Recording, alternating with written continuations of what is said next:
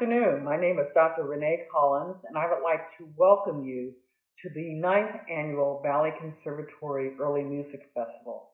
Yes, I did say the ninth annual Valley Conservatory Early Music Festival. The Early Music Festival was started in 2013 as a way of providing cultural enrichment to this style of music to the Huntsville community. This was done by providing lectures, master classes, and concerts. As you may recall, those of you who had the opportunity to tune in last week, I had mentioned that it was our 8th season. Well, I can't count. I was a little mistaken there. It's actually our 9th season, and we are so happy to be able to continuously being able to provide this festival to the Huntsville community. Again, as we mentioned last week, this is the only early music festival in the southeast region of the country, and we are very happy to be able to come and perform for you this afternoon. At this time, I would like to introduce to you Dr. Ralph Goebel, who's going to be talking a little bit about early music and the period of the time this music was composed, and also giving us a little bit of information about the composers and the instruments. So again, I would like to thank you for tuning in and hope you enjoy the concert. Good afternoon. I'm Ralph Goebel, and I'd like to welcome you to the second installment of the Valley Conservatory's Early Music Festival. First, I'd like to thank Dr. Collins for organizing and supporting this double event. I thought I'll talk a little bit informally about what early music means and what it means to me.